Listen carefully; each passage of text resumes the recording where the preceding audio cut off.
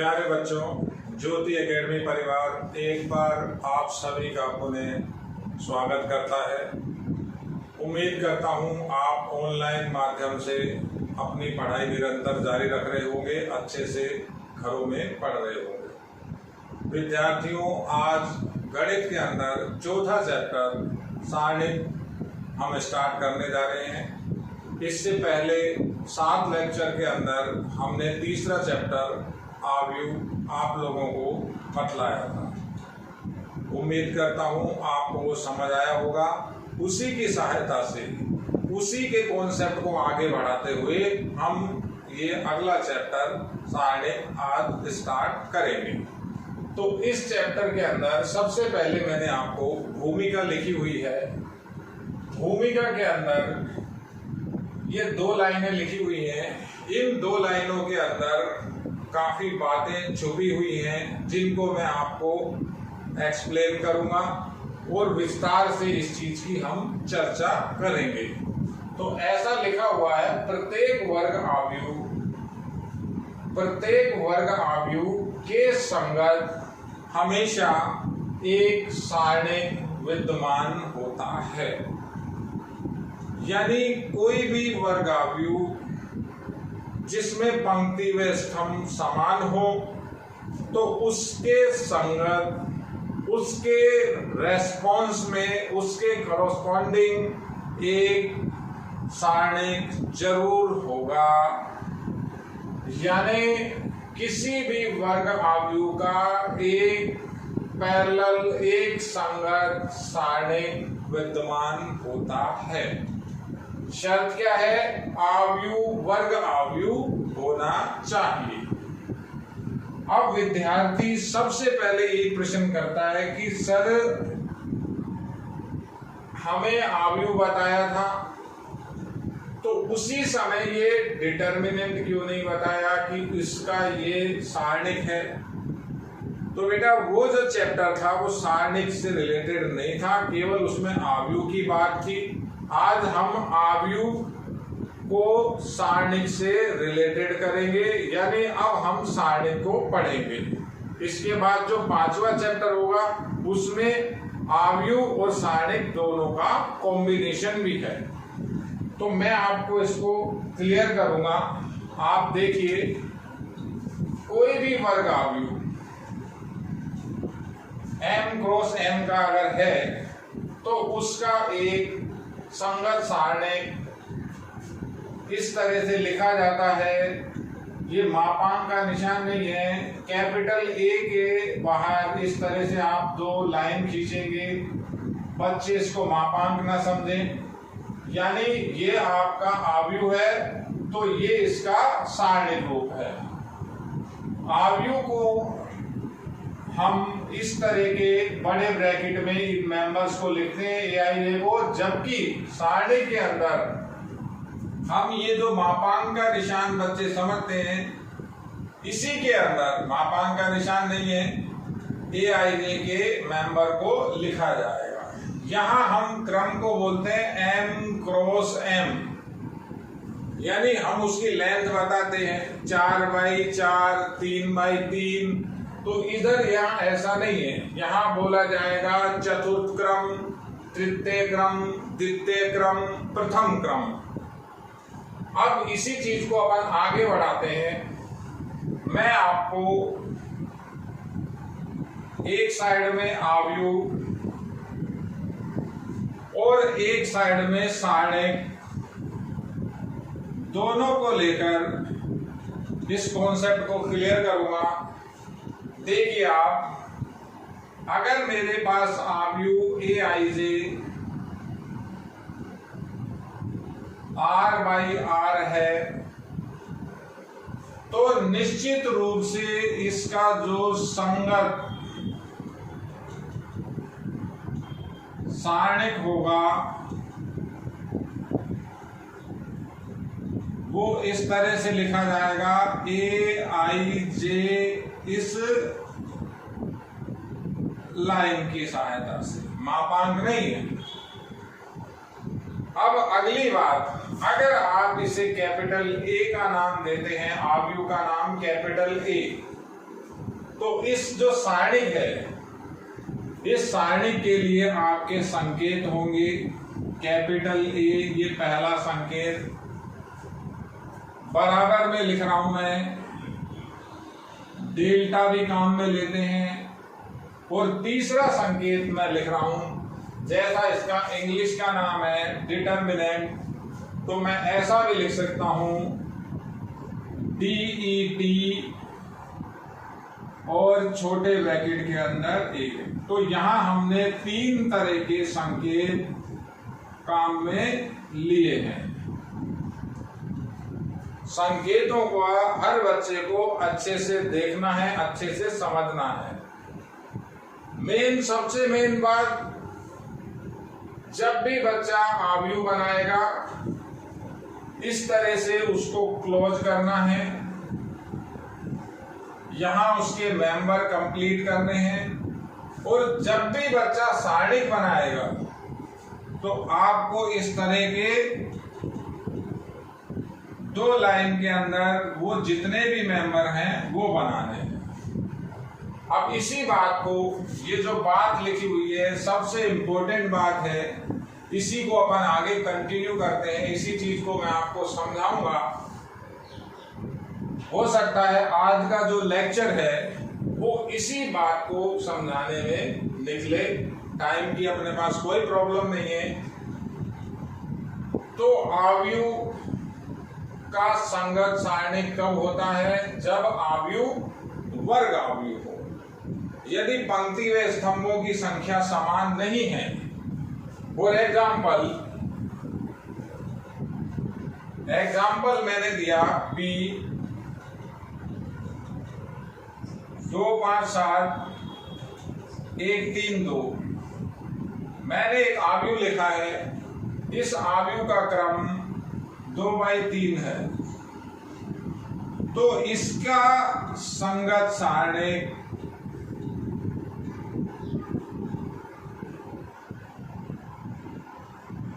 नहीं होगा। केवल अभी इतनी बात चल रही है कि किस आव्यूह का संगत सारणिक होता है, किस आव्यूह का संगत सारणिक नहीं होता। उसके बाद में बात करेंगे कि सारणिक किस तरह से काम करता है, आव्यूह और सारणिक के अंदर क्या डिफरेंस होता है, इनमें कितने अंतर हैं, इनमें क्या समानता होती है। तो समानता तो ऐसी इनमें कोई भी नहीं है, अंतर ही है। लेकिन समानता केवल एक छोटी सी आई कि अगर कोई भी वर्ग आव्यूह आपके पास है तो उसका एक संगत सारणिक होगा। अब क्रम की बात, उसे यहां समझिए। जैसे मेरे पास एक आव्यूह C है 2 5 7 3 0 4 1 2 9, तो ये C आव्यूह 3/3 क्रम का है। इसका क्रम हम लिखते हैं 3/3। पंक्ति व स्तंभों की संख्या समान है तो निश्चित रूप से इस C आव्यूह का एक संगत सारणिक जरूर होगा। तो उसका अगर मैं संगत सारणिक लिखना चाहूं तो उसका संगत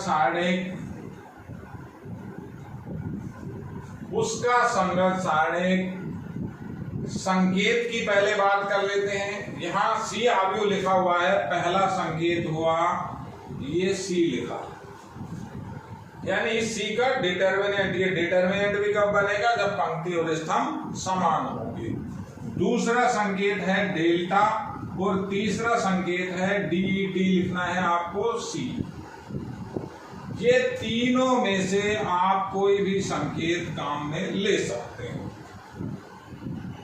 अब बात आती है उसको लिखेंगे कैसे। जैसे आपने उसको लिखा सारणिक C, तो जो मेंबर होंगे यानी 3 पंक्ति 3 स्तंभ उसी जगह लिखे जाएंगे। केवल जो चिन्ह है सारणिक और आव्यूह और सारणिक का जो चिन्ह है वो आप अच्छे से देखिए।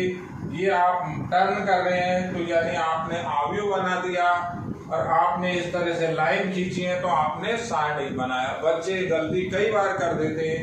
क्वेश्चन सारणिक का आता है तो उसके अंदर आव्यूह के चिन्ह बना देते हैं। क्वेश्चन सारणिक का आया, आव्यूह के चिन्ह बना दिए, आव्यूह का आया, सारणिक के चिन्ह बना दिए, बाकी का काम उनका सही होता है। यानी वो कॉन्सेप्ट सही लगा रहे हैं लेकिन संकेतों को गलत यूज कर रहे हैं, तो ऐसे में आपका सारा प्रश्न गलत हो जाएगा। तो खास मेन काम जो है आपको सिंबल संकेतों को अच्छे से देखना है, किसी भी संकेत को गलत नहीं लगाना है। तो इसके अंदर जो संकेत बना ये उसी पोजीशन में मेंबर लिखे जाएंगे, जैसे 11 number, 12 number, 13 number, 21 number, 22 number, 23 number, 31 number, 32 number और 33 नंबर। तो पहला कॉन्सेप्ट ये है, जो आपकी भूमिका है उसके अंदर ऐसा बताया है कि प्रत्येक वर्गावयु का एक संगत सारणिक होता है। अब संगत सारणिक होने के बाद जो इनका जो डिफरेंस है उसको किस तरह से बताएंगे, तो डिफरेंस के लिए मैं आपको आव्यूह और सारणिक के डिफरेंस को समझाऊंगा। उसके बाद हम ये जो सारणिक की बात चल रही है अब उसमें हम क्रम, प्रथम क्रम का सारणिक, द्वितीय क्रम का सारणिक और तृतीय क्रम का सारणिक देखेंगे। तो आप इसे एक बार समझिए, देखिए, मेन इस भूमिका को आप समझने का प्रयास कीजिए। बड़ा सिंपल है, एक बार एंटर करने के बाद इसके अंदर ऐसी कोई प्रॉब्लम नहीं है। देखिए बच्चों, बोर्ड की तरफ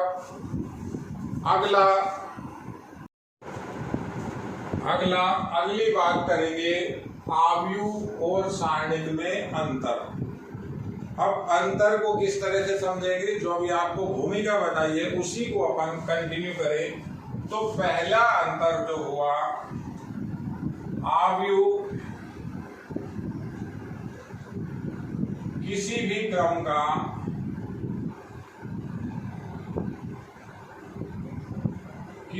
क्रम का हो सकता है। ये पहली बात, आव्यूह जो है वो किसी भी क्रम का हो सकता है, लेकिन सारणिक में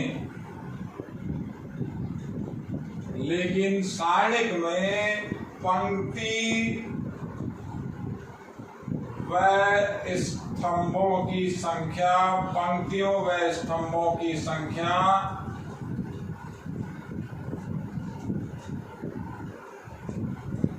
समान होती है। पहला फर्क, मेन बात, तो पहले इसी की बात करें। जैसे मैंने एक आव्यूह बनाया,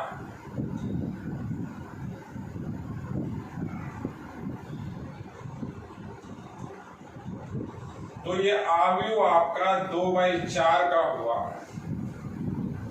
अब भूमिका से समझें कि इसका संगत सारणिक नहीं है।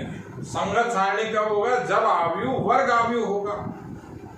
तो जब इसका कोई संगत सारणिक ही नहीं है, तो सारणिक क्यों नहीं है, हम लिख रहे हैं यहाँ सारणिक में पंक्ति व स्तंभ बराबर होने चाहिए। तो ये वर्ग आव्यूह नहीं है। वर्ग आव्यूह होगा तभी स्तंभ और पंक्ति बराबर होंगे। तो इसका मतलब जो सारणिक ए है, जिसका दूसरा नाम डेल्टा, जिसका तीसरा नाम डिटर्मिनेंट ए, तो इन तीनों को मैं लिख रहा हूं, ये संभव नहीं है। यानी इस आव्यूह का संगत सारणिक नहीं हुआ। तो ये पहला मेन इंपॉर्टेंट अंतर, दोनों का डिफरेंस आपको मालूम होना चाहिए। दूसरा वेरी इंपॉर्टेंट मैं पहले एक बार लिखता हूं, फिर आपको एक्सप्लेन करूंगा। सबसे अच्छी चीज है, इसको आपको अच्छे से समझना है। धीरे धीरे हम इसकी थ्योरी कंप्लीट करेंगे। काफी रोचक पाठ है, इस पाठ को अच्छे से देखिए। तीसरा, चौथा और पांचवा कंटिन्यूएशन के पाठ हैं, बहुत अच्छे पाठ हैं। दूसरा अंतर, आयु का कोई संख्यात्मक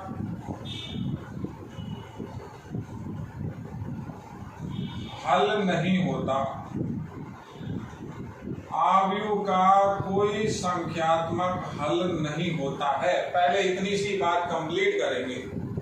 हमने चैप्टर नंबर 3 पढ़ा। आयु के अंदर आपने जितने भी क्वेश्चन किए, किसी भी आयु के अंदर आंसर नहीं आया। आंसर का मतलब न्यूमेरिकल वैल्यू नहीं है, आंसर तो सबके आए हैं। यानी अगर आपको कोई शुरू में आयु दिया गया था तो लास्ट में जो आपने आंसर लिखा है, जो सॉल्यूशन लिखा है, वो सॉल्यूशन संख्यात्मक नहीं था, न्यूमेरिकल नहीं था। अब ये संख्यात्मक क्या होता है, न्यूमेरिकल क्या होता है, वो अभी आपको मैं क्लियर करता हूँ। फॉर एग्जाम्पल, ए बराबर एक, आपके पास एक आयु है 2, 5, 4, 3। तो ये इसे मैं एक से अगली लाइन में कोई भी निष्कर्ष नहीं लिख सकता, यानी इसको सिंप्लीफाई नहीं कर सकता, इसका रूप बदल सकता हूं। ये जो आयु है ऐसा ही चलेगा। रूप कैसे बदला जाएगा, जैसे मैंने इस ए को 2 से गुणा कर दिया तो ये नया आयु मान लेते हैं बी हो गया, 2a का मान बी। तो रूप बदला। रूप कैसे बदला, ये 4 हो गया, 10 हो गया, 8 हो गया, 6। यानी रूप परिवर्तन तो होता है, लेकिन न्यूमेरिकल वैल्यू, संख्यात्मक हल किसी भी आयु का नहीं आता। अब क्या चीज होती है कि जब दो आयु आपस में समान होते हैं, दो आयु जब हम आपस में समान लिखते हैं तो उनके अंदर संगत अवयवों की तुलना आप कर सकते हैं। ज्यादा से ज्यादा आप क्या कर सकते हैं, संगत अवयव समान कर सकते हैं। जैसे ऐसा दिया गया है एक्स वाई अल्फा बीटा बराबर 1 2 3 4। तो ये आपको दोनों साइड में दो आयु दिए गए हैं। जब दोनों साइड दोनों आयु दिए गए हैं, दोनों समान हैं, तो हम कंपेयर करते हैं, संगत अवयवों की तुलना करते हैं। किस तरह से करते हैं, ऐसा लिख देते हैं x बराबर 1 y बराबर 2, x बराबर 1 y बराबर 2, अल्फा की वैल्यू 3, बीटा की वैल्यू 4। ये मैंने क्या किया, अवयवों की तुलना करी है। केवल अवयवों की तुलना हो सकती है, वो भी तब जब दोनों आयु समान। यानी कहने की बात, आयु का कोई भी संख्यात्मक हल नहीं होगा। अब अंतर की बात चल रही है, तो आयु की बात बताई, तो अब लिख रहे हैं आगे, लेकिन प्रत्येक सारणी का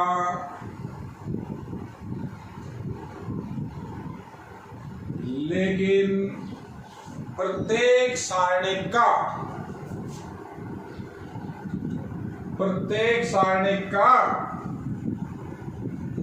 एक निश्चित संख्यात्मक हल होता है। ये मेन अंतर दोनों में आपको समझना होगा। कोई भी आयु हो, कोई संख्यात्मक हल नहीं आएगा, केवल और केवल आपका रूप परिवर्तन होगा।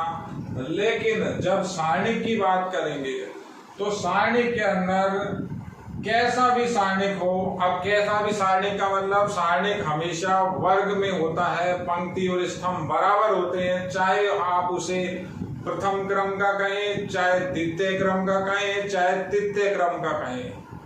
राजस्थान बोर्ड के अंदर पहला, first order, second order, third order, इससे बड़े क्रम का कोई भी आयु नहीं है। चौथे क्रम का भी होता है, जिसमें 4 पंक्ति और 4 स्तंभ हो, ऐसा भी आव्यूह है, लेकिन अपने बोर्ड के अंदर ऐसा कोई क्वेश्चन नहीं।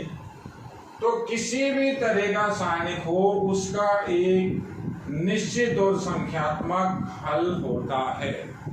अब हल की जो बात है, और हल भी कैसा, संख्यात्मक हल। तो संख्यात्मक हल को मैं ऐसे लिखता हूं, जैसे मेरे पास कोई भी सारणिक है x, तो ये सारणिक लगाया, देखिए आप संकेतों को पकड़िए, मैं वही बात कर रहा हूं, ये सारणिक है।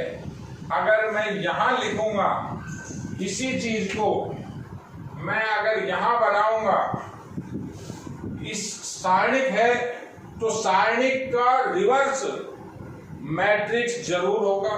मैट्रिक्स तो है, सारणिक डेल्टा से भी लिखा जाता है, dt कैपिटल X से भी लिखा जाता है, यहां एक ही संकेत।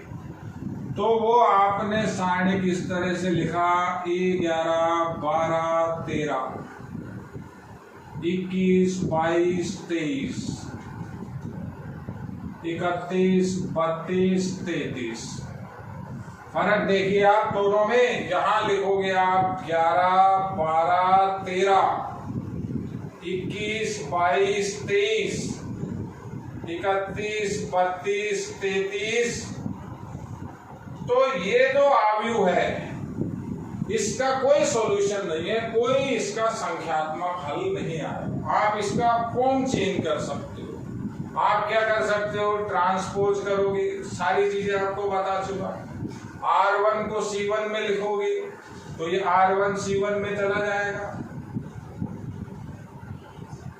R2 को C2 में लिखोगे, R3 को C3 में लिखोगे। आपने ट्रांसपोज कर लिया, यानी ये हुआ क्या, ये रूप परिवर्तन हुआ, कोई संख्यात्मक हल नहीं आया। आप इसको 5 से गुणा कर लो, या 5 से गुणा करोगे तो 5 हर मेंबर से जाकर के अंदर गुणा हो जाएगा। रूप बदला, संख्यात्मक हल आव्यूह का नहीं होता। लेकिन प्रत्येक सारणिक का एक निश्चित संख्यात्मक हल होता है। अब वो हल किस तरह से होता है, उसको अभी हम आगे पढ़ेंगे। हल की बात मैं अभी आपको बता रहा हूं। तो जो हल आएगा वो न्यूमेरिकल वैल्यू आएगी। अब न्यूमेरिकल वैल्यू क्या होती है, एक बार इसकी भी बात करें। न्यूमेरिकल वैल्यू का मतलब कोई भी संख्यात्मक मान, वास्तविक संख्यात्मक राशि। यानी मैंने मान लिया कि मैंने इसका सॉल्यूशन किया, हल किया। अब बच्चे ये नहीं सोचते साहब हल कैसे करोगे, वो मेरी हेडक है, बाद में बात करेंगे। हल होगा, अभी बात केवल ये चल रही है कि आव्यूह का संख्यात्मक हल नहीं होता। सारणिक है तो उसका निश्चित संख्यात्मक हल होगा। तो वो जो हल आया वो एक मेंबर आएगा, जैसे आपने उस मेंबर को मान लेते हैं अल्फा बता दिया, तो ये जो अल्फा है ये कोई भी अल्फा मेंबर हो सकता है वास्तविक संख्या का। यानी इस जो अल्फा की वैल्यू है माइनस अनंत से प्लस अनंत के बीच में कोई सी भी वैल्यू बन सकती है, इसे बोलते हैं संख्यात्मक हल। तो आव्यूह और सारणिक के ये तो मेन डिफरेंस है। मेन डिफरेंस क्या है, पहला आव्यूह किसी भी क्रम का हो सकता है, लेकिन सारणिक में पंक्ति व स्तंभों की संख्या हमेशा समान होती है। समान का मतलब अगर आपका कोई भी सारणिक एक पंक्ति और एक स्तंभ का है, यानी एक पंक्ति है एक स्तंभ है, सारणिक इस तरह से है, एक ही पंक्ति है एक ही स्तंभ है, तो इसे हम बोलते हैं प्रथम क्रम यहां ऐसा नहीं लिखते 1/1, वो चलता है मैट्रिक्स के अंदर। प्रथम क्रम, जिस भी सारणी के अंदर 2 पंक्ति 2 स्तंभ, तो उसे बोलते हैं द्वितीय क्रम। और जिस सारणी के अंदर 3 पंक्ति और 3 स्तंभ हो उसे बोलते हैं तृतीय क्रम। ऐसे ही चौथे क्रम का, 5वें क्रम का, सबका सारणिक संभव है, लेकिन आपके राजस्थान बोर्ड के अंदर पहले, दूसरे और तीसरे ऑर्डर तक ही सारणिक सीमित है। अब फिर एक बार यहां बात करें तो इन सारणिकों का आव्यूह तो निश्चित होगा, तो उसको बोलेंगे 1/1 का। कहा मैं यहां बढ़ाऊं, जैसे ये बढ़ाया 1/5 लिखा, ये 1/1 का आव्यूह। ये लिखा 2/5 xy, ये 2/2 का आव्यूह। और ये लिखा alpha beta gamma PQR XYZ, ये 3/3 का आव्यूह। इन आव्यूहों का कोई हल नहीं होगा दूसरे अंतर के अंदर, केवल रूप परिवर्तन होगा। यहां देखें तो ये आपके सारणिक हैं, इन सब सारणिकों का अलग अलग निश्चित संख्यात्मक हल होगा। तो ये 2 मेन डिफरेंस आपको समझने हैं। अब हम डिटर्मिनेंट के अंदर चल रहे हैं। डिटर्मिनेंट के संकेत और सारणिक के संकेत और डिटर्मिनेंट के संकेत और आव्यूह के संकेत, ये आव्यूह और वो सारणिक संकेतों में किसी तरह की कोई गड़बड़ बच्चे को नहीं करनी। तो अंतर को आप एक बार स्पष्ट क्लियर देखिए। 2 मेन डिफरेंस है। पहला डिफरेंस आपको बता दिया, ये दूसरा डिफरेंस है आव्यूह का संख्यात्मक हल नहीं होगा, रूप परिवर्तन होगा। सारणिक के अंदर निश्चित संख्यात्मक हल होता है। इसके बाद अपन बात करते हैं सारणिक का हल किस तरह से किया जाता है। अब हम देखेंगे कि सारणिकों का सॉल्यूशन किस तरह से किया जाता है। तो राजस्थान बोर्ड के अंदर आपका सारणिक या तो प्रथम क्रम का होगा, या द्वितीय क्रम का होगा, या तृतीय क्रम का होगा। प्रथम क्रम का मतलब ऐसा सारणिक जिसमें 1 पंक्ति व 1 स्तंभ हो। द्वितीय क्रम के सारणिक के अंतर्गत 2 पंक्तियां व 2 स्तंभ। तृतीय क्रम के सारणिक में 3 पंक्तियां व 3 स्तंभ होंगे। तृतीय क्रम का सारणिक बेहद इंपॉर्टेंट है। आपका जो 3 अंक का बोर्ड के अंदर क्वेश्चन बनेगा, वो एक तृतीय क्रम के सारणिक का सॉल्यूशन आपसे पूछेगा, या उस सॉल्यूशन को कहेगा इस तरह से उसे सिद्ध कीजिए। तो सबसे पहले हम बात करेंगे प्रथम क्रम का हल। प्रथम क्रम के हल के लिए मैं आपको सब एग्जाम्पल से चीजें बताऊंगा। मेरे पास कोई सारणिक ए हो, उस सारणिक के अंदर एक ही मेंबर होगा। जैसे मेंबर लिया A11, तो जो इसका सॉल्यूशन होगा, इसका सॉल्यूशन इसके अंदर जो मेंबर है वही इसका सॉल्यूशन है, यानी इसमें जो भी अवयव रखा है वो इसका आंसर है, वो इसका सॉल्यूशन है। कैसे? आप अगली लाइन में लिखेंगे सारणिक A बराबर स्मॉल a11, ये इसका सॉल्यूशन होगा। दूसरा एग्जांपल देखते हैं। एक सारणिक डेल्टा बराबर 5 लिखा हुआ है, एक ही मेंबर है, प्रथम क्रम का सारणिक है। तो ये मैंने एग्जाम्पल भी इसलिए दिया बच्चा इसे मापांक ना समझे। अब बच्चा ये कहेगा सर ये डिफरेंस में कैसे करूंगा कि ये मापांक है या ये सारणिक है। तो जब आप सारणिक के चैप्टर में होंगे तो सारणिक ही दिमाग में रखिए, मापांक की यहाँ कोई बात आपके सामने नहीं आएगी।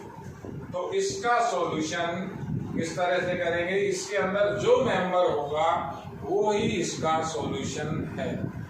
तो इसका सॉल्यूशन हुआ -5।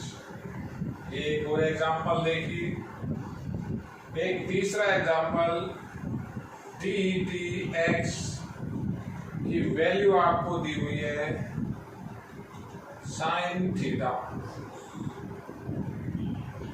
अब तो आपका ये मापांक भी नहीं है, क्लियर लिखा हुआ है dt डिटर्मिनेंट ऑफ x 1/1 यानी प्रथम क्रम। तो इस dx को क्या लिखेंगे, केवल इसका जो मेंबर होता है, एक मेंबर, वो इसका सॉल्यूशन होता है। तो इसका सॉल्यूशन होगा sin थीटा। तो प्रथम क्रम का हल बेहद आसान है। मैंने यहाँ तीनों तरह के संकेत यूज किए हैं, आपको मेन ये संकेतों को भी देखना है।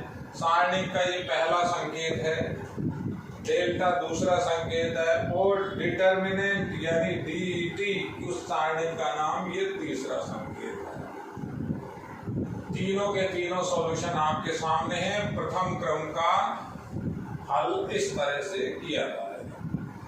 अब हम बात करेंगे द्वितीय क्रम का हल। द्वितीय क्रम का मतलब ऐसा सारणिक जिसमें 2 पंक्तियां व 2 स्तंभ हो। फॉर एग्जाम्पल,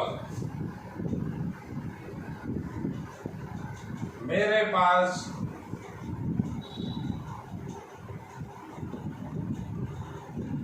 एक सारणिक लिखा हुआ है अल्फा बीटा गामा डेल्टा। तो इसका मुझे सॉल्यूशन करना है।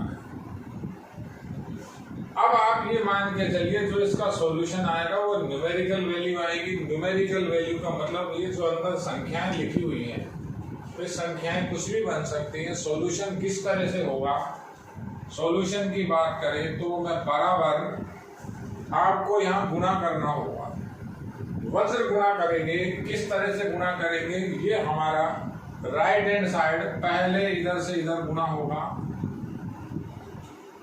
इस हाथ से इधर गुणा, नीचे से ऊपर दोनों के दोनों गुणा लिखेंगे अल्फा डेल्टा। उसके बाद माइनस हम स्वयं लगाएंगे।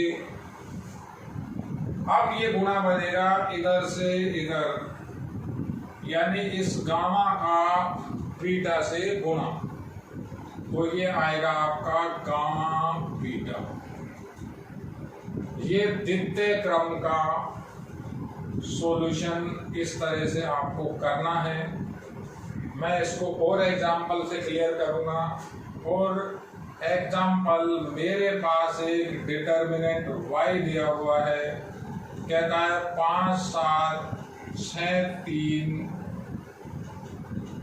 तो ये कहता है किस तरह से आपको इसका आंसर देना है। अगली लाइन में ये सारणिक y बराबर, अभी आपको बताया था पहले इधर से इधर गुणा करना है, तो ये 3 का गुणा 5 से करें। सावधानी से देखिए, 3 का गुणा इधर से 5 से किया, माइनस हमें स्वयं लगाना होगा, और इधर से इधर गुणा करेंगे तो ये आपका 42 आया। सावधानी से काम करते हुए हमें आंसर लिखना है। डेल्टा या सारणिक y का मान आपका होगा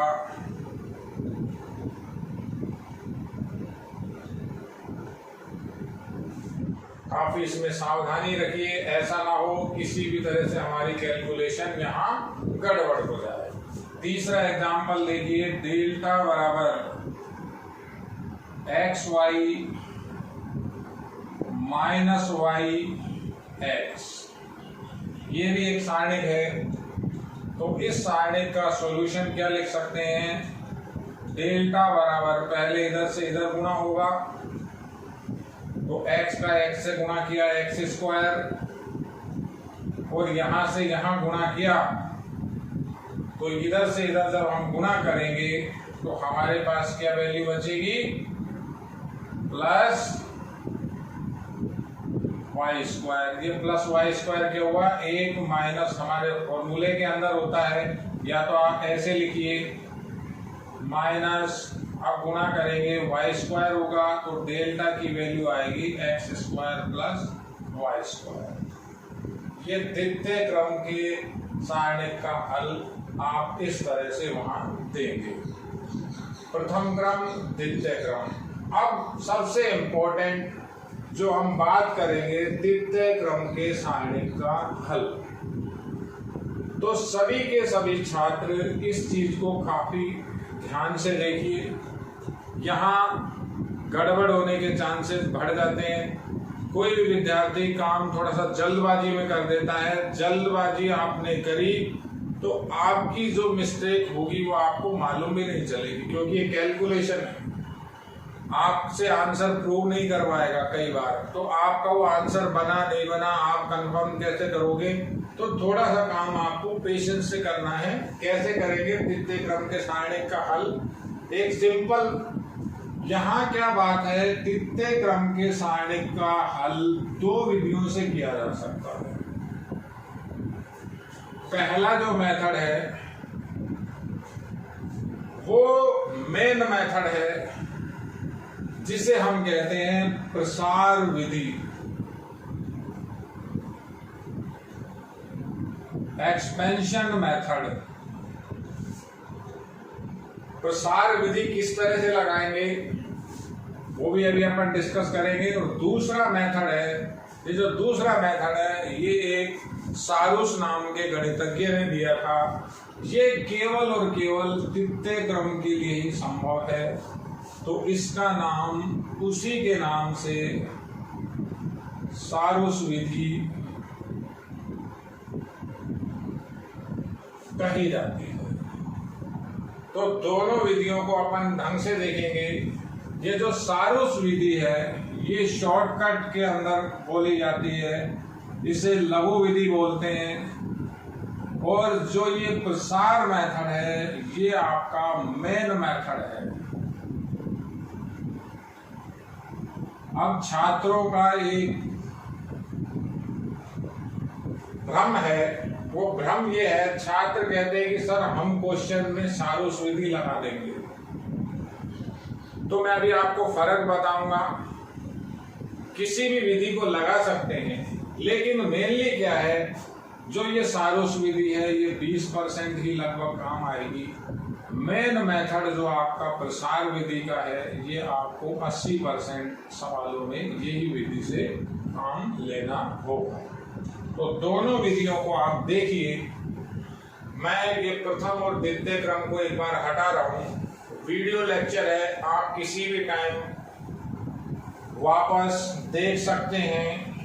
ये एक बहुत बढ़िया फायदा है ऑनलाइन माध्यम का, हम किसी भी लेक्चर को कितनी ही बार रिकॉल कर सकते हैं। अगर कहीं आपको किसी भी टॉपिक में 5 मिनट की बात समझ नहीं आती है, 2 मिनट की बात समझ नहीं आती, तो उस चीज को आप बार बार रिवाइंड करके फॉरवर्ड करके रिवाइंड करके फॉरवर्ड करके बार बार देख के उस चीज को क्लियर कर सकते हैं। तो थर्ड ऑर्डर की बात करते हैं। पहली बात हम करेंगे प्रसार विधि। प्रसार विधि किस तरह से काम करेगी, ये काफी महत्वपूर्ण विधि है। सभी के सभी छात्र इसे अच्छे से समझिए। मैं इसके लिए आपको एक एग्जाम्पल लेके बताऊंगा। मेरे पास कोई भी 3x3 का एक सारणिक alpha beta gamma PQR XYZ दिया गया है। काफी रोचक, काफी अच्छा टॉपिक है। मेरा ऐसा मानना है किसी भी बच्चे को यहाँ किसी भी तरह की प्रॉब्लम नहीं आनी चाहिए। ये 10 number, chapter number 3, chapter number 4 और चैप्टर नंबर 5, 10 नंबर आप अपने बुक कीजिए। सबसे पहले सबसे अच्छे पार्ट हैं, हर तरह का बच्चा इनको डाइजेस्ट करता है और ये चैप्टर इस तरह के हैं कि इनके क्वेश्चन आप अगर आप प्रैक्टिस में हैं तो आप अपना समय सेव कर सकते हैं। ये क्वेश्चन आपके जल्दी कंप्लीट हो सकते हैं। तो प्रसार विधि पहला एक एग्जाम्पल है। यहाँ जो आपको डिजिट मिलेगी, किसी भी तरह की डिजिट मिल सकती है, न्यूमेरिकल वैल्यू भी हो सकती है, ट्रिग्नोमेट्रिकल वैल्यू भी हो सकती है और कोई भी अननोन वैल्यू भी हो सकती है। जैसे मैंने आपको एक कोई अननोन वैल्यू लिखी हुई है, alpha beta gamma PQR XYZ। तो इसे समझाने के लिए मैं आपके पास पंक्तियां और कॉलम बनाऊंगा। वहां पेपर में आपको इस तरह से नहीं बनाना है, आप वहां डायरेक्ट करेंगे, वो सारी चीजें अपन क्वेश्चन में डिस्कस करेंगे। ये R1, ये R2, ये R3, ये आपका C1, ये आपका C2 और ये आपका C3। अब देखिए हमारे पास 3 पंक्तियां और 3 स्तंभ हैं, तो यहां आपके पास कुल 6 मेथड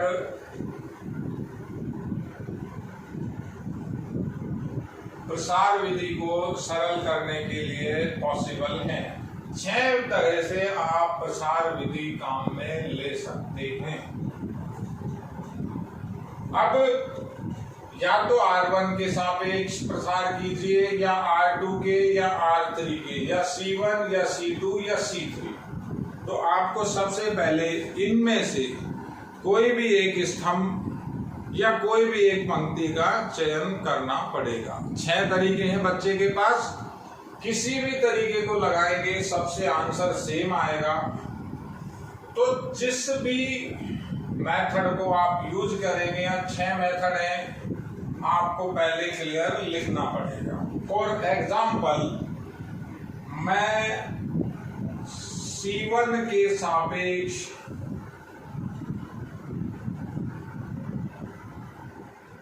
प्रसार करना चाहता हूं, तो मुझे लिखना पड़ेगा C1 के सापेक्ष प्रसार करने पर।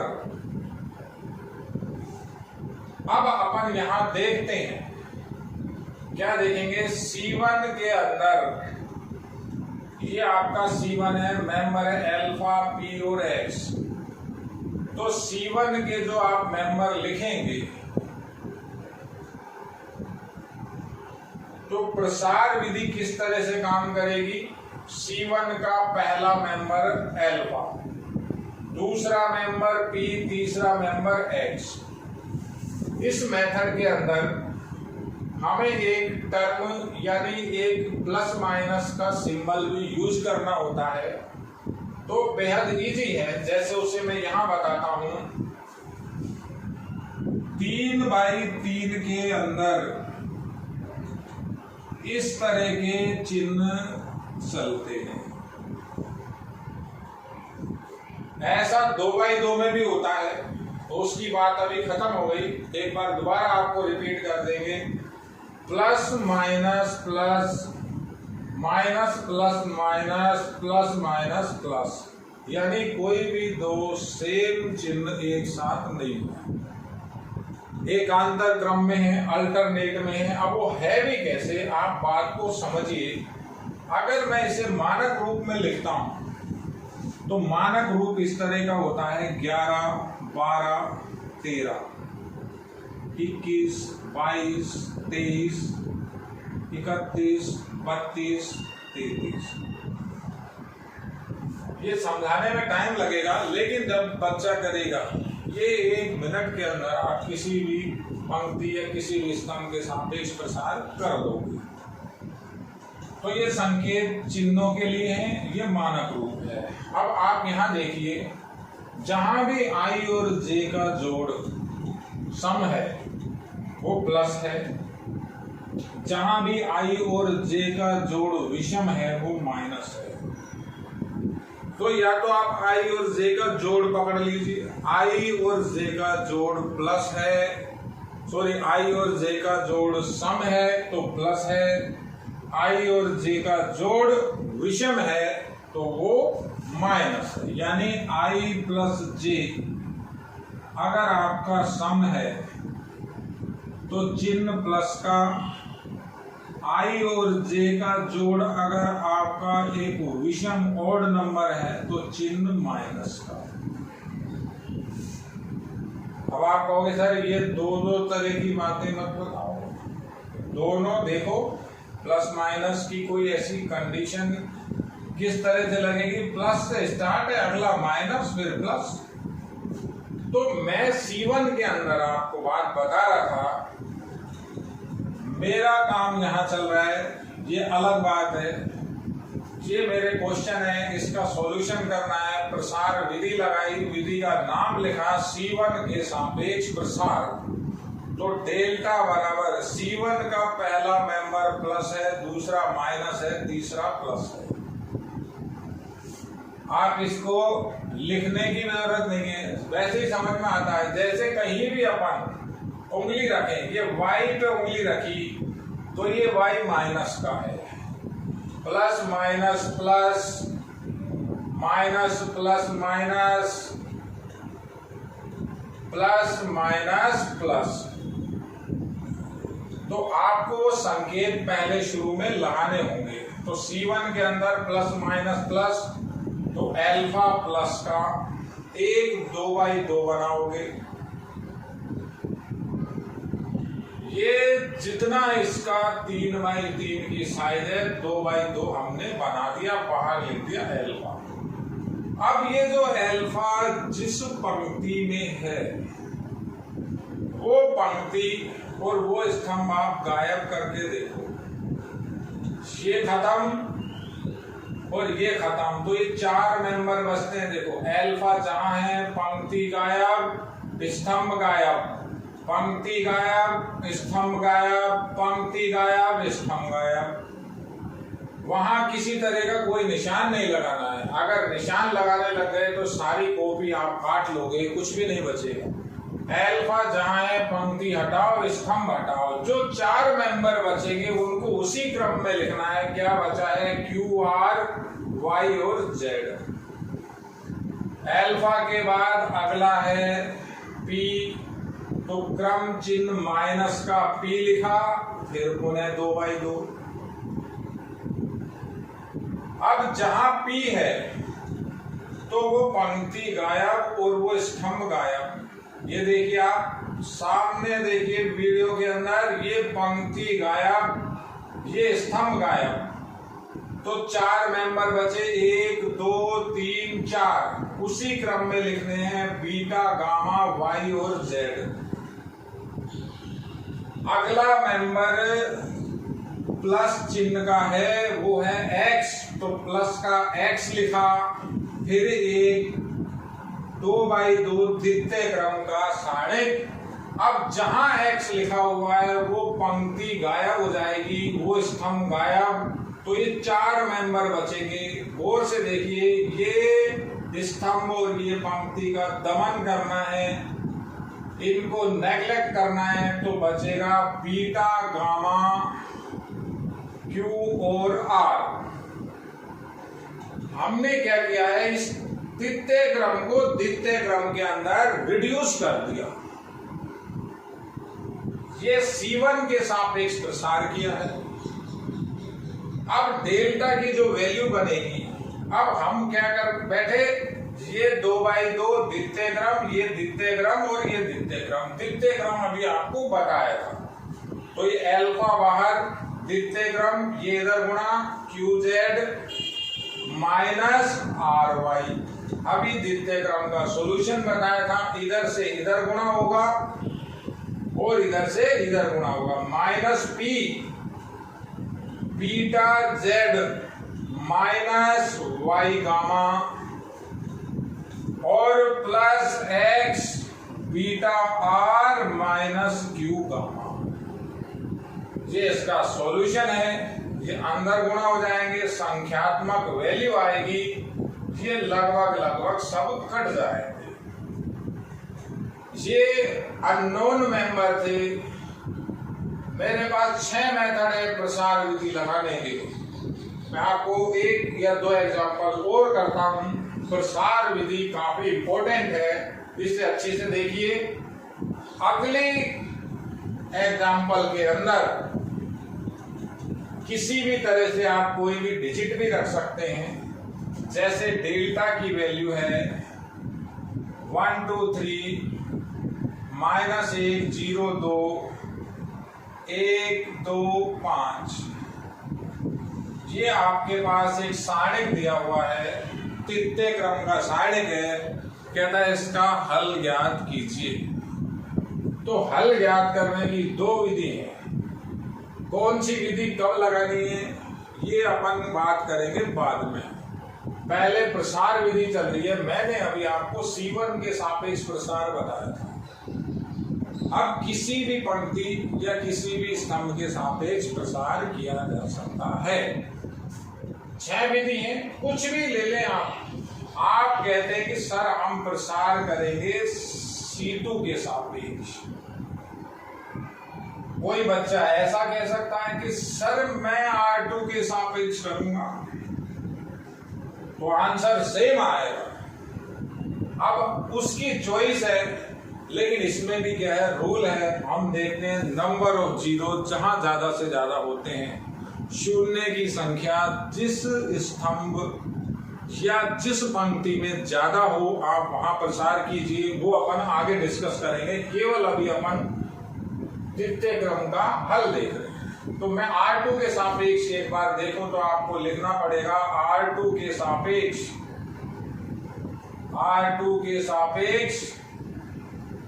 प्रसार करने पर तो R2 के सापेक्ष प्रसार कैसे होगा।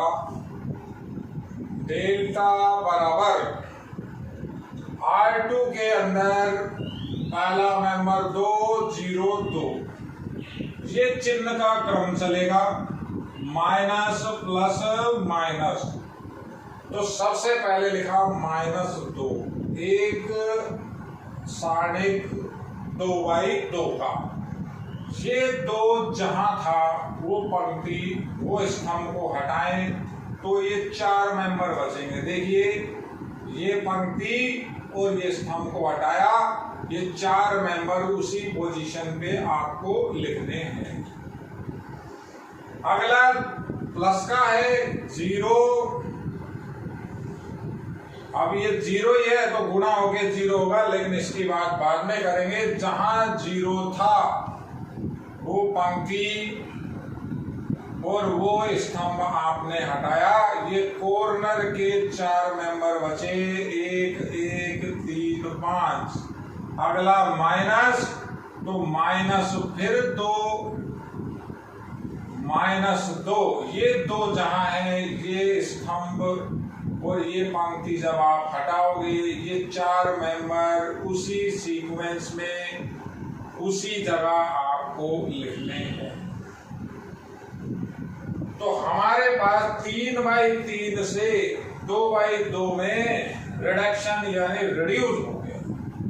अब 2/2 का सॉल्यूशन अभी आपको बताया। ये -2 बाहर है, पहले इधर गुणा होगा, -5 इधर गुणा हुआ 2 माइनस हमारी तरफ से ये 0 लिखा हुआ है। इसकी कोई भी वैल्यू हो 0 से गुणा तो ये खत्म। ये -2 ये इधर गुणा हुआ 2 और ये -3 एक माइनस अपना +3। डेल्टा की वैल्यू आई -2 गुणा -7 -2 गुणा 5। डेल्टा बराबर डेल्टा की वैल्यू 4 मिली। आप इस सारणी का किसी भी 6 तरीके से किसी भी तरीके को लगाए, आंसर डेल्टा बराबर 4 ही आएगा। इसे आप अच्छे से समझिए। इसे बोलते हैं हम प्रसार विधि। 3/3 के अंदर आपके पास टोटल 6 मेथड है, किसी भी तरह से आप प्रसार कर सकते हैं। अब इसके बाद मैं आपकी सारूस विधि के अंदर एंटर कर रहा हूं। सारूस विधि, इसी एग्जाम्पल को लेकर के लगा लेते हैं। आंसर 4 आप याद रखें, आंसर ये 4 ही आएगा। तो सारूस विधि किस तरह से लगेगी? सारूस विधि किस तरह से लगेगी? विधि का नाम मैंने अब लिखा सारूस विधि। सारूस विधि के अंदर आपको क्या थोड़ी सी सावधानी रखनी है। पहला काम तो जो आप ये 3x3 का सारणिक बनेगा, ये प्रॉपर बनना चाहिए, आगे पीछे नहीं हो। हमारा इसके अंदर क्या काम होता है, जो ये C1 है और ये जो C2 है, इस C1 और C2 को हम एक बार यहाँ बाहर रिपीट करते हैं। ये C1 लिखा और ये मैंने C2 लिखा, यानी लाइन के नीचे लाइन चले, आगे पीछे मेंबर नहीं लिखे। सारूस विधि के अंदर C1 C2 को आपको बाहर रिपीट करना है। जैसा हमने बताया, इसी का आंसर अभी 4 निकला था। सारूस विधि लगा के आपको बता रहा हूं आंसर 4 कैसे आएगा। अब आपको क्या करना है, इसके अंदर आपको विकर्ण बनाने हैं, डायगोनल पकड़ने हैं। तो मैं अभी तो आपको यहाँ इंडिकेट करके बताऊंगा। बोर्ड की क्लास में या बोर्ड के एग्जाम में आपको ये वैसे ही समझ में आ जाएगा।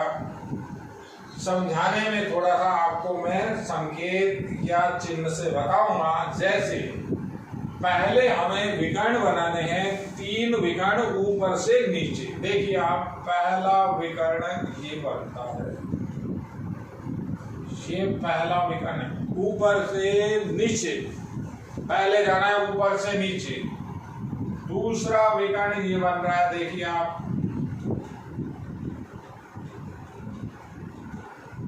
और तीसरा विकर्ण ये बन रहा है ऊपर से नीचे। पहले करेंगे काम हम ऊपर से नीचे के विकर्णों का। तो ये जो ऊपर से नीचे के मेरे विकर्ण हैं, इन विकर्णों का गुणनफल आपको यहां लिखना है। पहले विकर्ण का गुणनफल, पहले विकर्ण का गुणनफल सबका गुणनफल 0। दूसरे विकर्ण का गुणनफल -6 आ रहा है, तो वो प्लस लगा के लिखना है -6। सबको जोड़ना है, यानी विकर्णों के गुणनफल का योग करना है। दूसरे गुणनफल का योग, तीसरे विकर्ण के गुणनफल का फिर यहाँ योग करें तो ये गुणनफल का योग 4 आया। ये विकर्ण हुए थे ऊपर से नीचे। अब अपन बात करते हैं नीचे से भी ऊपर 3 विकर्ण हैं। देखिए पहला विकर्ण, ये पहले विकर्ण का गुणा करें 0 आता है। यहां पहले माइनस लगेगा फॉर्मूले का, तो पहले विकर्ण का गुणा 0, दूसरे विकर्ण का गुणा 4 है। देखिए आप, किसी तरह का कोई निशान नहीं बनना, प्लस का 4 लिखा। किसी को पकड़ में नहीं आ रहा तो वो इस तरह से एक बार चला के देख ले, वैसे ही समझ में आ जाएगा अगर आप क्लियर लिखोगे तो। फिर जोड़ करना है तीसरे विकर्ण का, तो तीसरे विकर्ण का जो गुणनफल है वो -10 आता है, तो ये लिखा -10। ये आपको काम सारूस विधि के अंदर करना होगा। C1 और C2 को बाहर लिखेंगे, ऊपर से नीचे के 3 विकर्णों का गुणा, उनका जोड़, फिर माइनस, फिर नीचे से ऊपर के तीनों विकर्णों का गुणा, उनका योग। तो आंसर चेक करें, वही आंसर आएगा ये आंसर है -2, तो ये बना माइनस, यहां से आपका बना -6, डेल्टा बराबर -2 + 6, डेल्टा बराबर 4। आप किसी भी सारणी को किसी भी मेथड से सरल करें, आंसर सेम रहेगा। यानी मेरे पास टोटल 7 मेथड हो गए। 6 विधि तो प्रसार विधि के अंदर,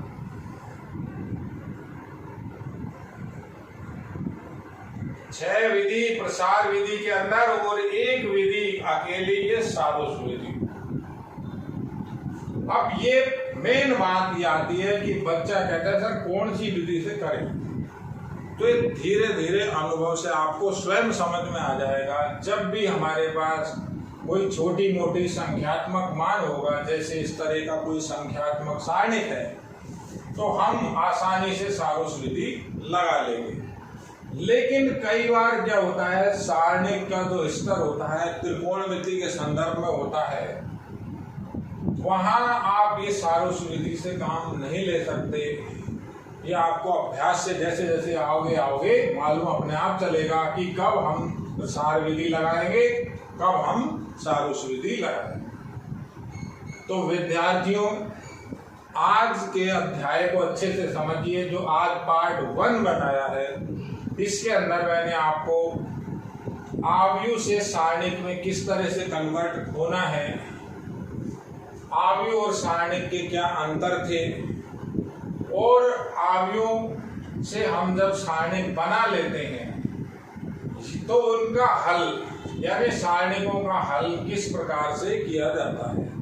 वीडियो लेक्चर को अच्छे से देखिए, बहुत इंपॉर्टेंट लेक्चर है ये। पहले पार्ट को आप अच्छे से समझिए।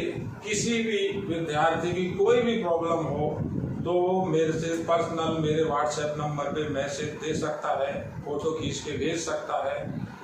किसी भी तरह के छात्र की कोई भी प्रॉब्लम नहीं रहेगी, ऐसी मेरी उम्मीद है। आप सभी का दिन शुभ हो। धन्यवाद।